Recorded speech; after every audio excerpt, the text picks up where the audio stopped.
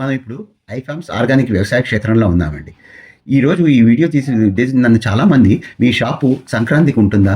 లేకపోతే ఇంతకుముందు కూడా దసరా రోజు ఉంటుందా? క్రిస్మస్ రోజు ఉంటుందా? న్యూ ఇయర్ రోజు ఉంటుందా? అని చాలామంది అడిగేవాళ్ళు. కానీ ఇప్పుడు మనకి ఈ వ్యవసాయం చేసే వాళ్ళకి ఎటువంటి హాలిడేస్ అనేది వర్తించదండి. ఇప్పుడు మనం ఇప్పుడు ఈ వ్యవసాయ క్షేత్రంలో కూరగాయలు, ఆకుకూరలు అన్నీ పండిస్తూ ఉంటాం కదా! టైంకి హార్వెస్ట్ చేయకపోతే ఇవన్నీ ముదిరిపోయి, పండిపోయి పాడైపోతుంది. ఫర్ ఎగ్జాంపుల్ ఇప్పుడు మనం బెండ తోటలో ఉన్నాం. ఇప్పుడు ఈ పక్కన మీరు చూస్తే ఈ బెండకాయ రెండో రోజుకి కరెక్ట్ టైంకి ఇప్పుడు ఈరోజు హార్వెస్ట్ చేయకపోతే రేపటికి కొంచెం ముదిరిపోతుంది. ఎల్లుండికి ఇంకా పాడైపోతుంది. ఇంకో 2 రోజులకి పాడైపోతుంది. అలాగే అన్ని కూరగాయలకు కూడా ఇటువంటివే వర్తిస్తుంది.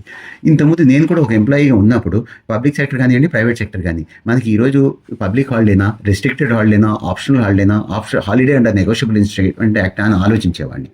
ఇప్పుడు రైతులకి నేను చెప్పేది ఏంటి, ఈ రైతులకి ఇటువంటి ఆప్షన్స్ అనేది ఉండవు. 365 డేస్ అనేది తన పంట కాలానికి అనుగుణంగా వర్కింగ్ డేనే అవుతుంది. అలాగే కనీసం ట్రేడర్కైనా, రైతు అమ్మే ట్రేడర్ అయినా మన న్యూ ఇయర్ రోజు మూసాడు, దసరా అప్పుడు 2 రోజులు మూసేశారు, మార్కెట్ మూసేస్తారు. వాళ్ళు మూసేసినప్పుడు వాళ్ళేం నష్టపోరు, కానీ రైతుకు మాత్రం ఆ టైంలో వచ్చిన పంట డెఫినెట్గా నష్టమే అవుతుంది, కూరగాయలు, ఆకుకూరలు.